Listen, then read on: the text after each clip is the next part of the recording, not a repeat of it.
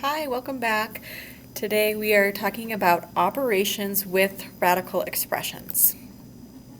We can multiply radicals together by multiplying their radicands as long as they have the same index. Also, if you have a product of a radical, you can put them in separate radical signs. So if I have the nth root of a times b, that would equal the nth root of a times the nth root of b. And we would do that to simplify radicals so we could break them up down into our good roots and our bad roots. So for example, here we could multiply square root of 12 times square root of 3, and we would get square root of 36, which we could simplify to 6. If we have third root of 4 times third root of 16, we can multiply the radicands, and we get third root of 64, which is 4. For the quotient property, it's very similar to the product property. If you have the radical or the nth root of a quotient, you can take the nth root of the numerator and the nth root of the denominator separately. A radical is in simplest radical form if the index is as small as possible, if the radicand contains no factors other than 1 that are nth powers of an integer or polynomial, if the radicand contains no fractions, or if the no radical appears in the denominator. So when we look at the third root of negative 27, a to the 6th, b to the 14th, I know I can take the third root of negative 27, and then when I look at the variable powers, 6 is divisible by 3, so I can take the third root. 14 is not divisible by 3, so for 14 factors of b, I want to break that up into b to the 12th and b squared. All right, so a to the 6th, just to show that it's a perfect cube, I wrote it as a squared times, or a squared to the third power. And then for b to the 14th, I'm writing that as b to the 12th times b squared. So I made this in blue because I call that my bad root. So this is the part of the expression that we will not simplify. That's going to stay looking like that, okay? So the third root of negative 27 is negative 3. Our third root of a to the 6th is a squared. So just notice we're dividing the exponent by 3, dividing by the index. And then the third root of b to the 12th would be b to the 4th. And then, like I said, this part in blue, it stays in the radical. Next one, we're taking the square root of 75. So 75 is not a perfect square, but it does have a perfect square factor of 25. So I will break that up into 25 times 3.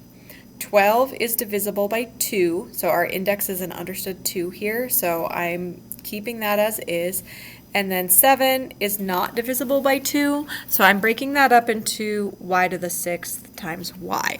So in blue here, these are the ones that are going to stay the same. The rest we will simplify. The square root of 25 is 5. The square root of x to the 12th is x to the 6th. The square root of y to the 6th is y cubed, so we're just dividing the exponents by 2. And then 3y are both under the square root. Our quotient property tells us if we have the nth root of a quotient, we can break that up and have cube root of our numerator, cube root of our denominator. So then I just also went ahead and I broke up 24 into 8 times 3 because 8 is a perfect cube and it is a factor of 24. And then 6, so a to the 6th power, 6 is divisible by 3, so I don't have to split that up.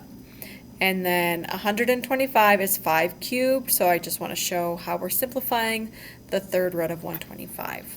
So the third root of 8 is 2.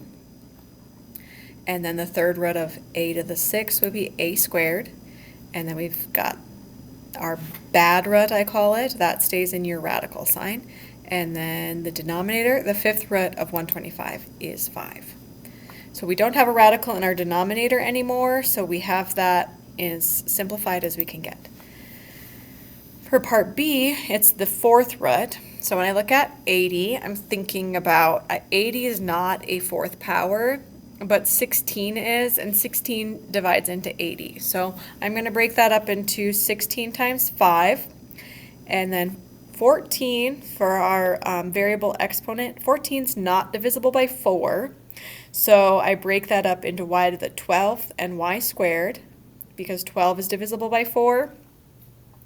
So I can simplify that that factor.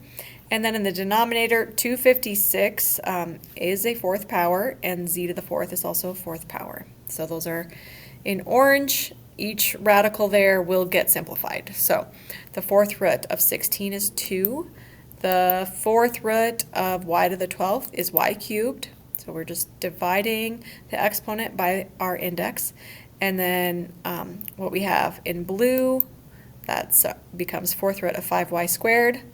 And then in the denominator, I can take the fourth root of 256, I get 4. Fourth root of z to the fourth is z. Okay, because roots and powers cancel each other out. They're inverse operations of each other. So this fourth root and fourth power cancel out to give us z. We can add radicals by adding like radicals. So sometimes you might have radicals that don't appear to be like radicals, like the square root of 18 and the square root of 32. However, square root of 18 simplifies to 3 root 2, and square root of 32 simplifies to 4 root 2. So they actually would be like radicals. So you will have to simplify them first before you can determine if they are like radicals. All right, so to simplify the square root of 45x, 45 is divisible by 9, so I want to break that down into square root of 9 times square root of 5x. 12, I'm going to break that down into 4 times 3, and then for 20, we'll break that down into 4 times 5. And then we will simplify. So the square root of 9 is 3, the square root of 4 is 2, and then square root of 4 again is 2. Then we'll do our multiplying. 6 times 3 is 18, so that simplifies to 18 square root of 5x plus 2 root 3, and then multiplying here, we get minus 6 square root of 5x. Notice we do have like radicals. They have the same index and same radicand. Square root of 5x, square root of 5x. So we add the coefficients. 18 minus 6 gives us 12, square root of 5x, and then bring down our plus 2 root 3. To simplify this, this is a fifth root. So first, we are multiplying them. So I'm going to multiply our coefficients, 4 and 3, we get 12. Then I'm going to multiply the radicand. So negative 10 times 16 gives me negative 160. And then x squared times x to the fourth is x to the sixth. And y to the sixth times y to the fourth is y to the 10th. So when we're multiplying powers with the same base, we keep the base and add the exponents. Then I want to think about fifth root or fifth powers that divide into negative 160. So that would be negative 32 times 5. 6 is not divisible by 5, so I'm going to break that up into x to the fifth times x. Then for our y to the 10th, 10 is divisible by 5, so no splitting up our y factors. Now we'll simplify. The fifth root of negative 32 is negative 2. The one in blue, we don't simplify, but then fifth root, fifth power, those cancel each other out, so that simplifies to x. Can't simplify the fifth root of x, and then this simplifies to y squared. So 12 times negative 2 becomes negative 24, and I'm just rearranging the order here. And then our two bad roots, we put them under the same fifth root, and that is our simplified form. A sports pennant has dimensions shown. Find the area in square inches. So the area of a triangle is 1/2 base times height, or base times height divided by 2. So the base is given by the expression 3 root 8 plus 4. The height is given by this expression 7 root 8 plus 6 root 3. All right. So then I'm going to simplify the square root of 8. 8 is 4 times 2. Square root of 4 is 2. So that simplifies to 2 root 2. So in your mind here, where we have 3 times the square root of 8, imagine square root of 8 as 2 root 2. So we're multiplying that by 3, that would become 6 root 2. And then here when we had 7 root 8, imagine it as 7 times 2 root 2, so that becomes 14 root 2. Since all of this is divided by 2, I'm going to go ahead and divide every number in our numerator by 2. So I get 3 root 2 plus 2 times 7 root 2 plus 3 root 3. So we are going to distribute or FOIL. So first times first, we multiply the coefficients. 3 times 7 gives us 21, and multiply the radicands, 4. Then our outside product, so square root of 3 root 2 times 3 root 3 would give us 9 root 6. Multiply the coefficients and multiply the radicands.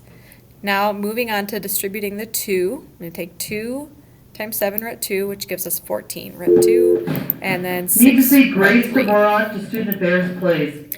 After school, Square root of track 4 and field is 2, athletes so I multiply will that by meet in the 21. wrestling room for practice today.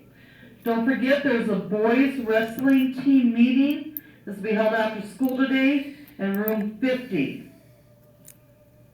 Tomorrow's the deadline date for National Honor Society applications. Those are due in by 3:45. Any questions, talk to Mr. Fay in room 623.